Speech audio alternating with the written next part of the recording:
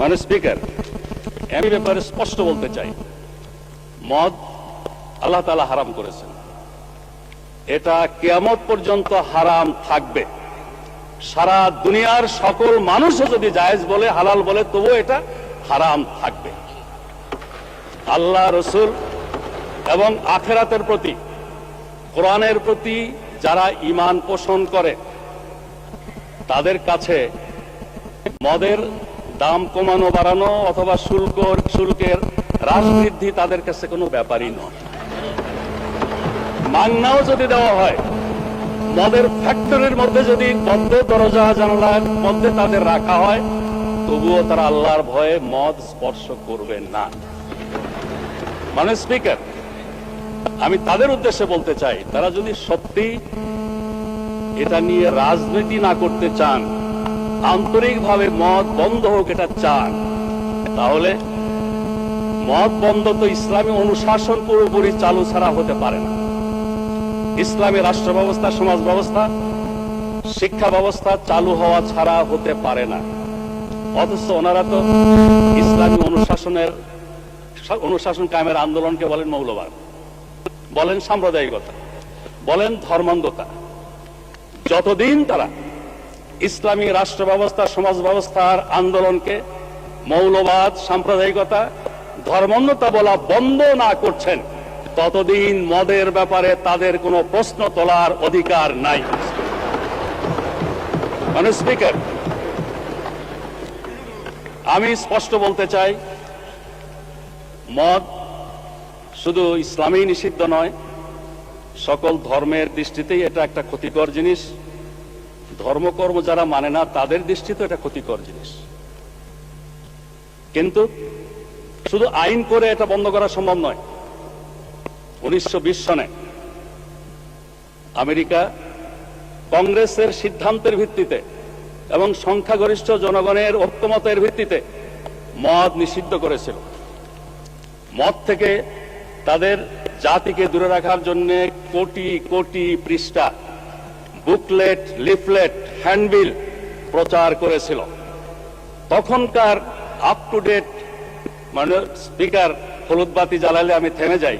আমাকে নিয়ে অনেক কথা হয়েছে, আমার দলকে নিয়ে অনেক কথা হয়েছে এই পার্লামেন্টে, সেগুলোর জবাব দেওয়ার সুযোগটা অন্তত আমাকে দেবেন মানে স্পিকার, আমি আশা করি। তাই বলছিলাম, আমেরিকাতে এভাবে মদ বন্ধের সিদ্ধান্ত নিয়েছিল 1920 সনে। 1933-এ আবার এই সিদ্ধান্ত প্রত্যাহার করতে হয়েছিল।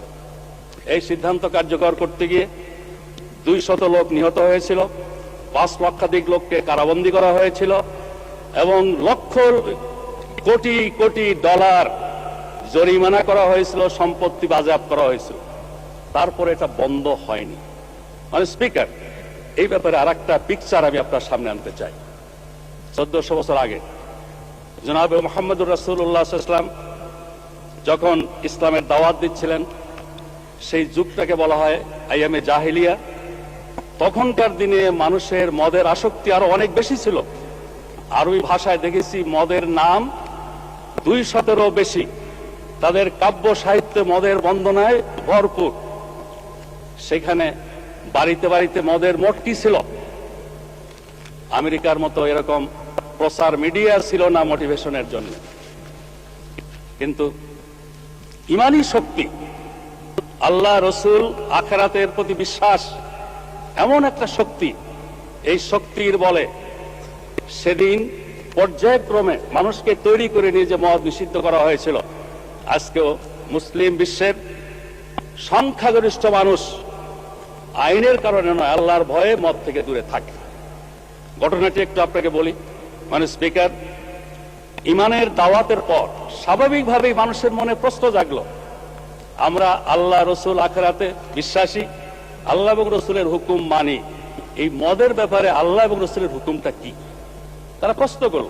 আল্লাহ বলছেন, ইয়াসআলুনাকা আনিল খামরি ওয়াল মাইসির কুল ফীহিমা ইসমুন কাবীর ওয়া মানাফিউল লিন-নাস ওয়া ইসমুহুমা আকবারু মিন নাফইহিমা। তোমাকে প্রশ্ন করে এরা মদ এবং জুয়া সম্পর্কে। বলে দাও হে মুহাম্মদ, এর মধ্যে সাংঘাতিক ক্ষতিকর দিক আছে, আবার কিছু কিছু উপকারিতাও আছে।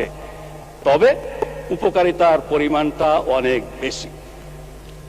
এটার ফলেই অনেকে অপকারিতার পরিমাণ অনেক বেশি, ক্ষতির পরিমাণ অনেক বেশি। এটার মধ্যে যে মেসেজ ছিল, বুদ্ধিমানেরা এটার ভিত্তিতে মদ ছাড়া শুরু করলো।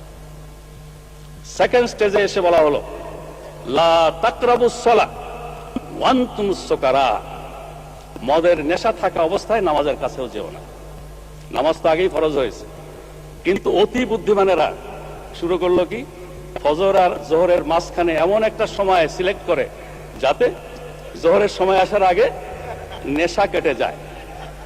একটা পর্যায়ের পরে একেবারে থার্ড স্টেজে এসে বলা হলো, ইন্নামাল খামরু ওয়াল মাইসিরু ওয়াল আনসাব ওয়াল আজলাম রিজসুম মিন আমালিশ শায়তান ফাসতানিবুহু লাআল্লাকুম তুফলিহুন।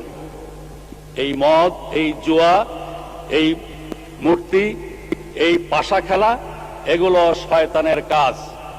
তোমরা এগুলো বর্জন করো, এগুলো থেকে বিরত হও, যাতে করে তোমরা সফল কাম হতে পারো। এই অ্যানাউন্সমেন্টের সাথে সাথে মদের পেয়ালা কারো মুখের কাছে ছিল, ফেলে দিয়েছে। কেউ খাওয়ার পরে মুখে আঙুল দিয়ে বমি করে দিয়েছে। বাড়িতে যেই সঞ্চয় ছিল এগুলো সব মটকি টটকি ভেঙে দিয়েছে, মদের স্রোত বয়ে গেছে। এরপরে আর এই মদকে আজ পর্যন্ত হালাল করার কোনো প্রয়োজন হয়নি। আওয়ামী লীগের বন্ধুরা যদি সত্যিই আন্তরিক হন মদের ব্যাপারে, তাহলে আসুন আমাদের সাথে ইসলামী রাষ্ট্র প্রতিষ্ঠার আন্দোলনে শরীক হন। ইসলামী সমাজ ব্যবস্থা, ইসলামী বিচার ব্যবস্থা, শরিয়া আইন কায়েমের আন্দোলনে শরীক হন। তাহলে এই কথা বলবেন, না হলে এই কথা দয়া করে বলবেন না।